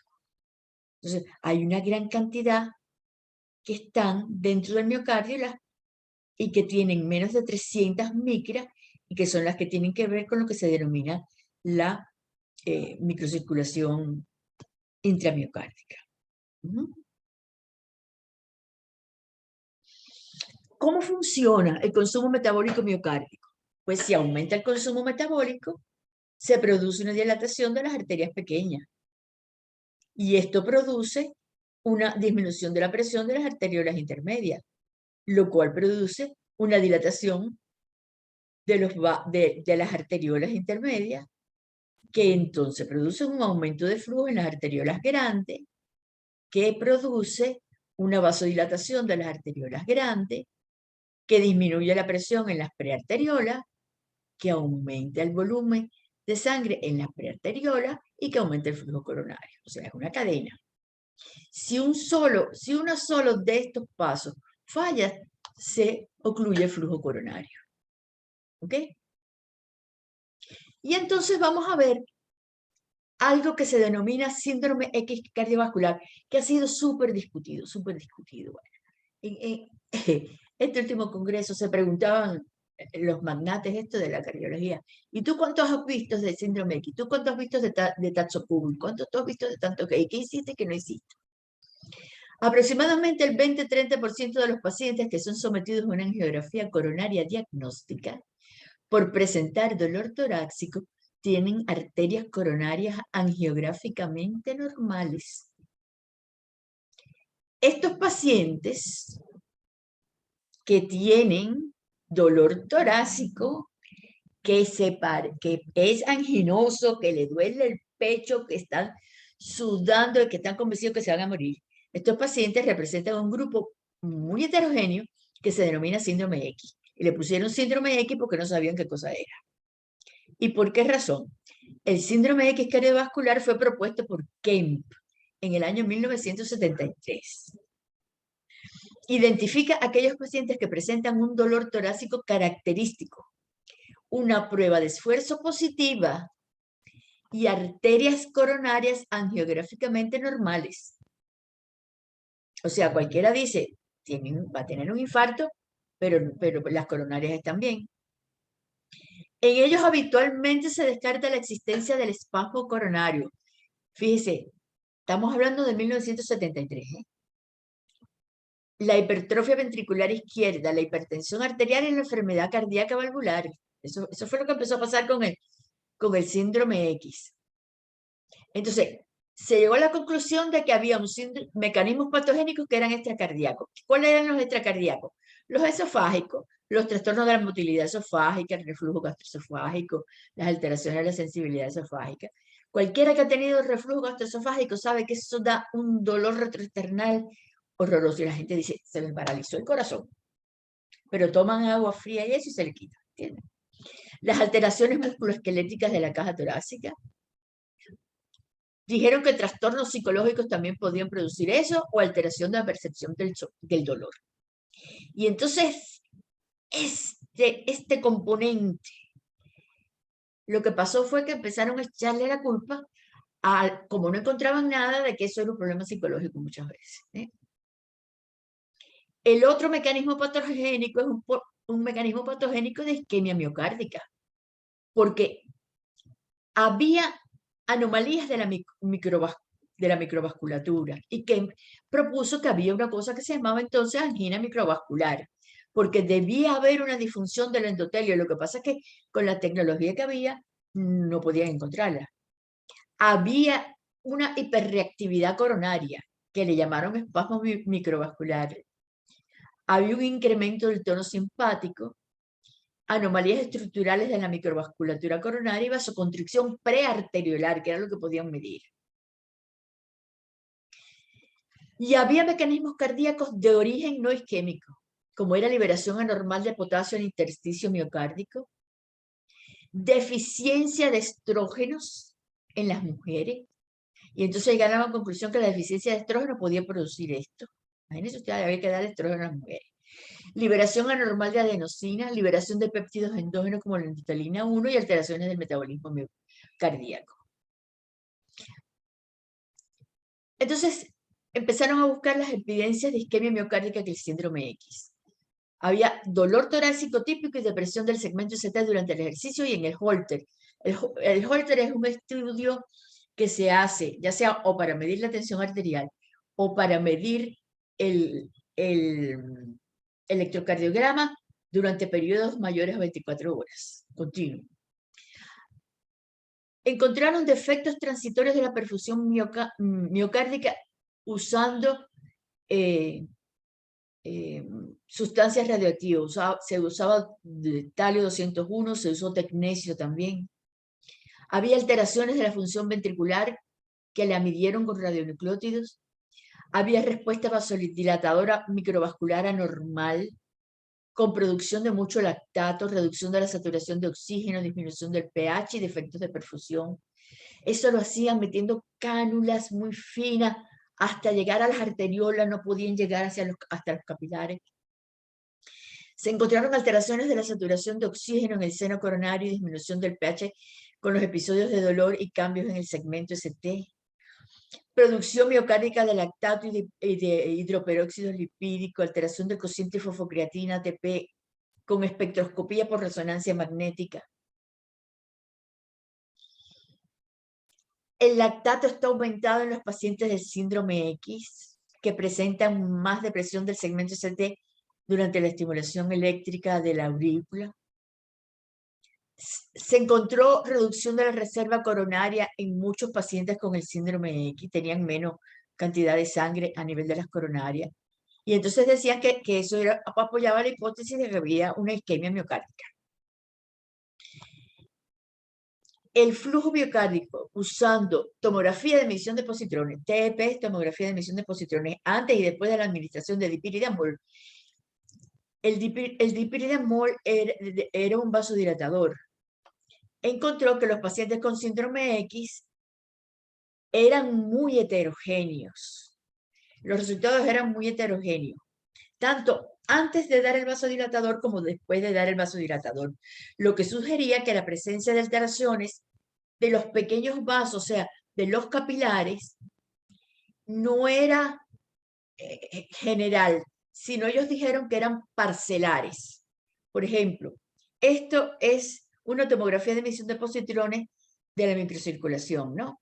Entonces ellos decían que este pedazo de la microcirculación, lo que estaba con vasoespasmo era este pedacito, y este pedacito, y este pedacito. Y que eso producía el dolor, porque si es este pedacito, esta parte del músculo no se irrigaba, y si es con este pedacito, tampoco esta parte se irrigaba, y esta parte no se irrigaba. Pero ver eso en el contexto, por ejemplo, de una angiografía no se veía. Tuvieron que utilizar tomografías de emisión de positrones para ver estas cosas. Por eso decían que era parcelares, que no era un problema de la microcirculación completa, sino de pedacitos de la microcirculación, que de momento se contraía este pedacito, con este pedacito, con este pedacito, y eso fue lo que encontraron dando vasodilatadores. ¿Qué pasaba? Que todos estos experimentos que hicieron eran en pequeños grupos, grupos de 10, de 16, a lo sumo, lo más que hicieron fueron 20 pacientes, 30 pacientes, por el tipo de tecnología, por lo caro que resultaba y por las dificultades técnicas del momento. Entonces, los pacientes con el síndrome X y sin factores de riesgo cardiovascular tenían menor incremento del flujo sanguíneo coronario en respuesta a la administración acetilcolina intracoronaria, comparado con los sujetos normales, lo que sugería que había una vasodilatación anormal dependiente del endotelio de la microcirculación. Mientras que cuando le administraban nitrato, no había ningún problema. Era cuando le administraban acetilcolina intracoronaria. O sea, respondían a unas cosas sí y a otras no. Estos pacientes, si tenían arterias coronarias angiográficamente normales, se encontraron que cuando le medían la endotelina 1, que era muy difícil en esa época, era más elevada en los pacientes con síndrome X que en los controles. Y tenían más cambios en el electrocardiograma. Y otros demostraron que los pacientes con síndrome X no presentaban una activación endotelial en situación basal, porque en ellos se producía una liberación exagerada de endotelina por el endotelio, en situaciones de estrés, como una sobrecarga de glucosa y todo eso. Entonces, es lo que les estoy diciendo, como estos grupos eran pequeños y se siguió definiendo al síndrome de X como un grupo de pacientes con angina de pecho, prueba de esfuerzo positiva y coronarias normales, era una entidad heterogénea con múltiples mecanismos patológicos propuestos para explicar la naturaleza de la entidad. Y eso constituía aproximadamente un 25% de los pacientes. Por lo tanto, el síndrome X siguió siendo el síndrome X, con muchas dudas sobre su existencia real, si existía, si no existía, sobre su mecanismo fisiopatológico, si era verdad, si lo estaban inventando, si era que estaban estresados. Pero como pasaba que había gente que se moría con el famoso síndrome X, la Sociedad Europea de Cardiología decidió resolver este problema de una vez y por todas. Y en el año 2015 se creó un grupo internacional de investigación denominado Coronary Vasomotor Disorders International Study Group, que estaba avalado por la Sociedad Europea de Cardiología y que estuvo conformado por 14 instituciones de 7 países en 4 continentes. Estos son los países que tuvieron: los japoneses, los ingleses, los alemanes, los americanos, los italianos, los españoles y los australianos. Entonces esa gente se metió ahí. Este estudio tuvo como objetivo analizar las características clínicas y pronósticas de pacientes con angina microvascular. Ellos ya dijeron de que nada de síndrome X. Eso era una angina microvascular y era una angina microvascular. Y estudiaron a 686 pacientes desde el 1 de julio del 2015 hasta el 31 de diciembre del 2018. Además, se analizaron los eventos de gravedad como el infarto del miocardio, los accidentes cerebrovasculares que tienen estos pacientes, las hemorragias cerebrales, las muertes de origen cardiovascular, las anginas inestables, todas las cosas que pasaban a esta gente durante todo este tiempo se les estudió. Hicieron una encuesta que llamaron la encuesta de Seattle de trastornos cardiovasculares, SAC, y se encontraron, en azul están los hombres, en rojo las mujeres, que las mujeres tenían, en esas encuestas de vida, sobre la calidad de vida, que las repitieron, las repetían a los 20 días, a los 40 días, a las 20 semanas, a las 40 semanas, a las 60 semanas, a las 80 semanas, así se fueron repitiendo. de que las mujeres tenían una percepción mayor de que esta condición de de angina de la microcirculación le limitaba mucho más la vida que a los hombres. Fíjese que la P era de 0,0001. La estabilidad de la angina era mucho menor en las mujeres que en los hombres. La frecuencia de la angina también había diferencias entre hombres y mujeres. La satisfacción del tratamiento se sentía mejor para los hombres que para las mujeres. Y la percepción de enfermedad era diferente entre hombres y mujeres. Ustedes pueden buscar, ponen el estudio Covadis en internet y se encuentran el estudio Covadis, se lo pueden leer completo con todos los números y todas las encuestas que hicieron. Estudiaron también la incidencia de problemas graves que hubo en esos pacientes durante esos 2 años y se encontraron que hubo un total de 78 pacientes que tuvieron eventos graves, de los cuales 63 fueron porque presentaron anginas inestables, 9 tuvieron muerte por problemas cardiovasculares, 5 tuvieron infarto del miocardio, no se murieron, y uno solo tuvo una falla aguda del corazón. No hubo diferencias reales con respecto a las incidencias de problemas graves entre los hombres y las mujeres. Fíjense que la P es de 0,59 y tiene que ser menor de 0,05 para que haya diferencia significativa. No hubo esas diferencias entre hombres y mujeres. Realmente los incidentes de gravedad no hubo. Hubo problemas. ¿Cuáles fueron los factores de riesgo más importantes que encontraron? La dislipidemia, la hipertensión arterial, la diabetes mellitus y el hábito de fumar. Tampoco encontraron diferencias con respecto a las razas, entre caucásicos y asiáticos, que eran los que fueron la mayoría.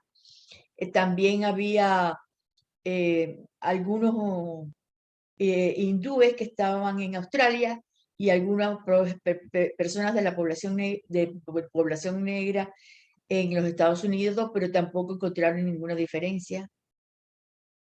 Y entonces se estudiaron el grado de espasmo microvascular y se encontraron que ambos sexos tenían el mismo espasmo microvascular y la misma disminución de la reserva del flujo vascular, pero que todo el mundo tenía espasmo microvascular y todo el mundo tenía disminución de la reserva del flujo vascular. O sea, no estaban inventando, no era un problema que si el esófago, que si el no sé qué. Las mujeres tuvieron más afectación de la resistencia microvascular coronaria, sobre todo las que ya habían pasado el proceso menopáusico. El flujo coronario estaba enlentecido y los trastornos para la trombolisis en los infartos del miocardio fueron iguales en ambos sexos. Los hombres tuvieron más alteraciones del segmento ST, de presión del ST, en el electrocardiograma durante los episodios anginosos. Las mujeres tuvieron más angina de esfuerzo y de reposo y más acortamiento de la respiración que los hombres. Los pacientes respondían al tratamiento con nitratos y estatinas, más las mujeres, y a los bloqueadores de calcio, más los hombres. O sea, respondían a tratamiento, ¿no? Entonces, nos encontramos que realmente este vasoespasmo de síndrome X es un vasoespasmo de la microcirculación que te puede llevar a un infarto del miocardio, igualito que lo hacen las placas estables, las vulnerables, las rotas, etc. Porque además, ¿qué cosa es lo que pasa? Fíjense, esta es una placa que tiene una capa fibrosa pequeña y entonces se salieron por allí porque se rompieron muchos elementos lipídicos, pero esto obstruye un capilar, ¿saben? No solamente pues, tiene que haber la contracción de los capilares, sino que también se pueden obstruir por esto. Y hay descamación en las placas de las células endoteliales. Y esta descamación ocluye también a los capilares y a la microcirculación. Y esto puede producir, esa erosión superficial puede producir pequeñas alteraciones que obstruyen la microcirculación también. ¿Ok? Además del vasoespasmo. Luego, estas son fotografías de esas terribles que hacen los investigadores, donde se ve obstrucción de la microcirculación y que impiden el paso de los glóbulos rojos, ni siquiera que porque se deformen. ¿Entiendes? Que entonces eso puede alterar la perfusión del tejido. Y entonces ustedes ven la microcirculación durante la oclusión, cómo se puede producir la acumulación de capilares, de lípidos, etcétera, con obstrucción celular, puede haber embolización, y en el vasoespasmo pasa exactamente lo mismo. Puede haber pérdida de la integridad vascular de los capilares, puede haber edema miocárdico con incremento de la presión final diastólica del ventrículo izquierdo, y puede haber hemorragia por ruptura de los capilares. Y todo esto pasa en la microcirculación, y se fue demostrado con estos estudios. Luego, en la disfunción microvascular coronaria puede estar dada o porque no hay vasodilatación, la vasodilatación está alterada, independientemente del endotelio, sino porque hay problemas con la liberación de adenosina y catecolamina, o es dependiente del endotelio, que está mediada por el flujo, por la acetilcolina, por la serotonina, por la histamina, la valentinina, etc.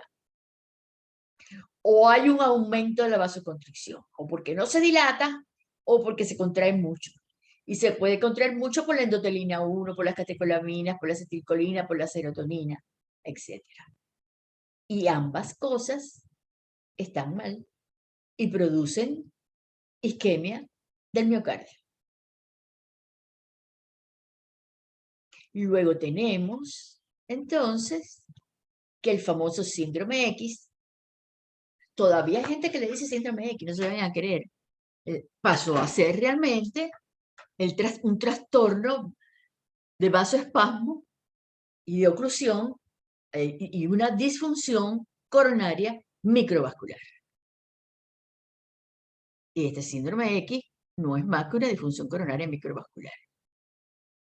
Y ahora vamos a ver qué cosa es otra disfunción coronaria microvascular que es insólita, que es la llamada isquemia aguda de Takotsubo. Takotsubo es este aparatico, es este recipiente que usan los japoneses para pescar pulpos. El pulpo mete la cabeza ahí, se le quedan las paticas afuera y ¡prum!, lo sacan del mar. Y el corazón adopta esa misma forma por el espasmo de las paredes. Y por eso los japoneses, que fueron los que lo describieron, le pusieron isquemia aguda de Takotsubo, porque esto es un Takotsubo. Vamos para allá. ¿Qué cosa es la miocardiopatía de Takotsubo? La miocardiopatía de Takotsubo tiene como 500 nombres.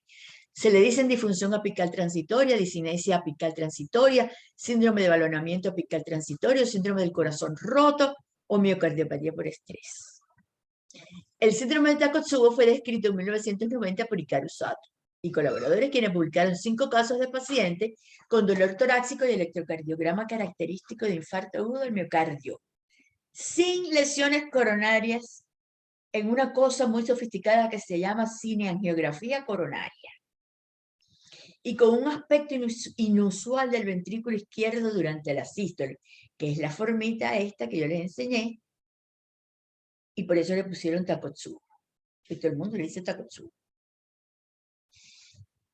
¿Cuáles son los criterios diagnósticos INTERTAC que es como se llama International Takotsubo Diagnostic Criteria, es una disfunción transitoria del ventrículo izquierdo, hipocinésica, aquinésica, disquinésica, o sea, del movimiento, de la contracción, expresada como un balonamiento apical de la punta del ventrículo, o de la mitad del ventrículo, o de la parte basal, o de un pedazo del ventrículo. Puede existir compromiso del ventrículo derecho también, pero es menos frecuente. La anomalía de la motilidad de la pared excede a la distribución vascular epicárdica de una arteria coronaria. Luego, no es esta arteria coronaria, sino es un trastorno de la motilidad de la pared que no puede ser compensada por la circulación.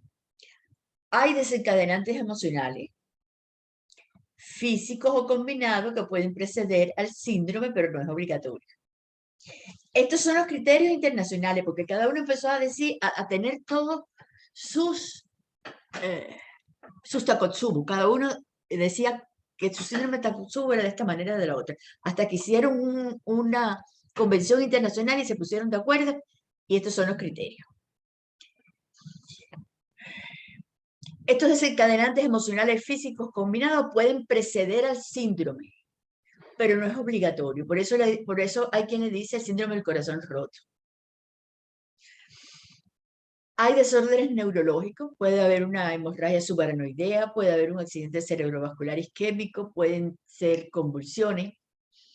Los feocromocitomas pueden desencadenar el síndrome y van a ver por qué, porque se produce mucha noradrenalina y muchas catecolaminas en un feocromocitoma. Hay nuevas alteraciones del electrocardiograma, puede haber elevación o depresión del segmento ST, inversión de la onda T, prolongación del intervalo QT, o puede que no exista ningún cambio. Puede que el electrocardiograma esté normal. Hay elevación moderada de biomarcadores cardíacos, la troponina, la creatinquinasa, y hay un significativo aumento del péptido natriurético cerebral. ¿Ok? Interesante.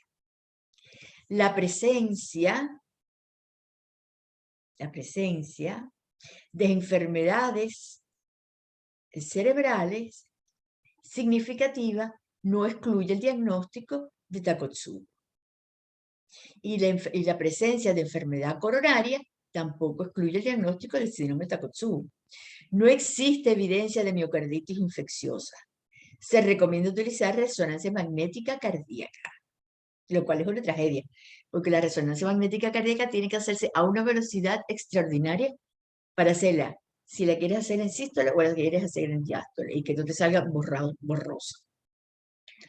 Afecta predominantemente a las mujeres en la menopausia. Por eso dice que es un problema de la falta de estrógeno. Hay evidencia importante de que la estimulación simpática es esencial. Eso sí es fijo en el síndrome de Takotsubo. El síndrome de Takotsubo se ha asociado con aquellas circunstancias que generan un exceso de catecolamina circulante, el estrés físico y emocional, los feocromocitomas que generan una cantidad de catecolaminas extraordinaria. Yo tuve una paciente que hizo tuvo un feocromocitoma en la segunda mitad de la gestación, hizo una hipertensión extraordinaria al final del embarazo y tuvo hemorragias e infartos cerebrales por cuenta de la hipertensión generada por el feocromocitoma. Pueden ser enfermedades del sistema nervioso central, pero la liberación de catecolaminas de un feocromocitoma es algo incomparable con cualquier situación de estrés físico y emocional. Se han demostrado niveles elevados de noradrenalina en el seno coronario de los pacientes con esta afección. Y lo que ya les dije, que el término Takotsubo se deriva de la palabra japonesa utilizada para designar una vasija que permite capturar pulpo y que se parece a la forma del ventrículo izquierdo al final de la sístole. Hay muchas hipótesis para explicar el valoramiento regional, como es el espasmo epicárdico multiarterial, la disfunción microcirculatoria coronaria secundaria a los efectos vasoconstrictores de las catecolaminas sobre los receptores alfa-1 adrenérgicos, la ruptura de placas ateroscleróticas excéntricas en pacientes con enfermedad arterial coronaria no obstructiva, o la toxicidad directa de la catecolamina sobre los cardiomiocitos, que pueden producir necrosis en bandas de contracción por sobrecarga de calcio, por disfunción contráctil, secundaria a la disminución, y cuando a los cardiomiocitos le cae una carga de catecolaminas como la que produce un feocromocitoma o un estrés extraordinario, pues sencillamente pueden tener cualquier tipo de toxicidad. Dado que la densidad de receptores alfa-adrenérgicos es mayor en el ápex del ventrículo izquierdo, que es lo que compensa que tenga menor inervación simpática, los altos niveles de catecolamina pues entonces inducen cambios conformacionales en el receptor alfa-2 y resulta en un inotropismo reducido y activación de la enzima oxidonítrico sintetasa, con generación de estrés oxidativo por radicales libres. Sin embargo, en estos pacientes muchas veces no se mueren, sino que hay veces que las anomalías se revierten cuando no es un feocromocitoma. Y la motilidad de la pared ventricular se arregla, lo cual sugiere que existen algunos mecanismos protectores capaces de preservar la integridad miocárdica. Miren, por ejemplo, fíjese,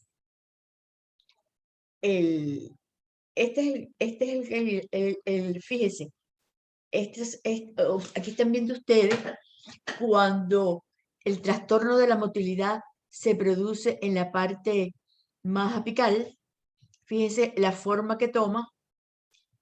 Miren el adelgazamiento que se ve en la pared del miocardio, en la parte más distal, y por la marcada contracción que se produce en los cardiomiocitos de esa zona.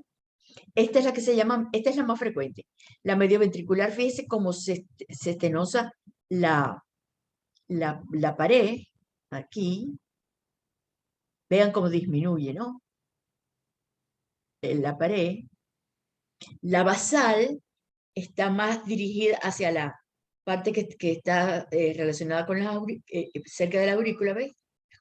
La gran disminución de la pared por la contracción.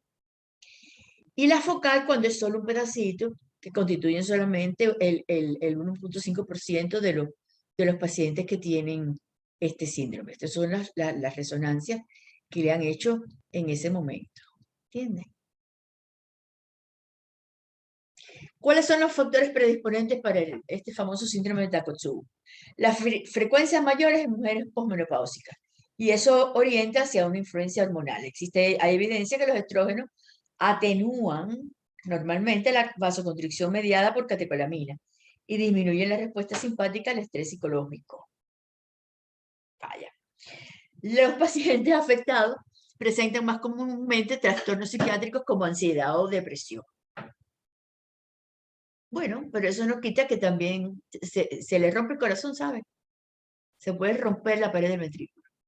Trastornos neurológicos diversos, como las hemorragias subaracnoideas, las convulsiones, los accidentes cerebrovasculares, precipitan el síndrome, lo que sugiere que hay una interacción cerebro-corazón. Sí, claro. El corazón no funciona si el cerebro no manda. Aunque el síndrome de Takotsubo se ha considerado una entidad benigna, recientes observaciones demuestran la incidencia del shock cardiogénico y de muerte, que es exactamente igual de los síndromes coronarios agudos producidos por las placas inestables. Luego, no pueden seguir pensando de que esto es un problema psicológico que tuvo el paciente y entonces por eso se puso, porque se mueren por shock cardiogénico igualitico. Vamos a ver lo que es shock cardiogénico después en otra clase. Los pacientes. Y ahora vamos a la parte final de la clase con una angina, también vasoespástica, que es la angina de Prinzmetal. Eso es una angina estable poco común, caracterizada por isquemia recurrente por espasmos focales de las arterias coronarias epicárdicas. Son espasmos ya no de la microcirculación, sino de las arterias coronarias epicárdicas largas, con elevación del segmento ST, Pero también puede ocurrir espasmos de la microcirculación. Generalmente es en personas jóvenes, entre 30 y 40 años. Pueden ocurrir en reposo, cuando la gente no está haciendo nada, tranquila, sin hacer nada, o en el momento del despertar. Son espasmos transitorios, espontáneos o secundarios a la administración de ergonomina. La ergonomina es un fármaco que se pone debajo de la lengua para disminuir el flujo menstrual cuando es muy abundante. Secundario también a la administración de acetilcolina, de serotonina, a la hiperventilación. Esta angina de Prinzmetal puede provocar infartos, arritmias, bloqueos y muerte súbita. O sea, no estamos hablando de cualquier cosa. La precipitación del espasmos puede ser por acetilcolina, por metacolina, y se puede prevenir con atropina, alfa bloqueantes, y cosas que bloqueen el sistema nervioso parasimpático para activar los receptores alfa-adrenérgicos vasculares. Se ha demostrado que hay un descenso en el tono vagal que se normaliza cuando el segmento ST vuelve a su posición basal. El deterioro del flujo depende de la pobre dilatación coronaria que hay en esta angina de Prinzmetal, porque hay una gran disminución de la actividad del óxido nítrico. En algunos pacientes puede ocurrir porque se ha estudiado que muchos de estos pacientes tienen una mutación en el gen de la ENOS, o sea que tienen una producción de óxido nítrico disminuida. Y entonces se piensa que muchos de ellos ese es el problema de base que tienen en este tipo de angina. La liberación o la acción aumentada de las sustancias vasoconstrictoras como endotelina o serotonina, pues incrementan esta angina. El estrés oxidativo, pues la inflamación puede jugar un papel importante porque muchos pacientes tienen una gran cantidad de proteínas C reactivas, pero como también pueden tener enfermedad coronaria como tal, pues eso puede estar unido, ¿no? Ahora, los estudios con IBUS, que es el ultrasonido intravascular, ya han demostrado que en comparación con las arterias coronarias normales, los pacientes que tienen angina de Prinzmetal y en los que se produce ese espasmo, tienen un engrosamiento muy marcado de la íntima. Y generalmente el espasmo coronario se produce en este tipo de angina sobre lesiones ateroscleróticas que pueden ser de severidad variable. Es muy raro que se produzcan en áreas de la arteria epicárdica que estén completamente sanas. Incluso cuando no hay lesiones visibles de la angiografía, se puede demostrar con ultrasonido intravascular que hay placas ateroscleróticas consistentes con la región del espasmo. Y las 2/3 partes de los espasmos ocurren a nivel de una lesión. Esto lo que está indicando es que esta angina vasoespástica es nada más que un aspecto dentro del espectro de la isquemia miocárdica por espasmos coronarios. ¿Cuáles factores de riesgo en la angina de Prinzmetal? Pues los mismos que en todas las anginas. El tabaquismo, el consumo de alcohol. Pero aquí hay una gran importancia con la cocaína, la marihuana, las anfetaminas y fármacos como los antimigrañosos, porque los antimigrañosos son vasoconstrictores. Algunos antibióticos, la efedrina. Y el control de los factores de riesgo, pues son los que ya hemos hablado.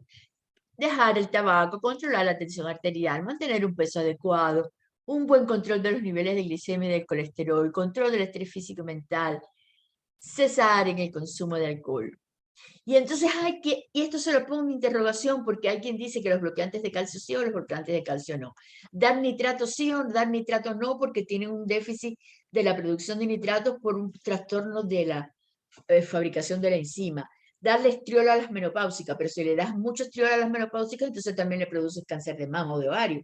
Entonces, pues esto se lo pongo en interrogación porque realmente es muy discutido el problema. Hasta aquí llegamos hasta esta clase. Ya paramos con las ateromas, con los espasmos, pero vamos a seguir lidiando con las hipertensiones y con todas estas cosas. Me pueden escribir cuando quieran. La próxima clase es una clase complicada. Bueno, cada clase es más complicada que la otra, pero ya sabrán más que para esta.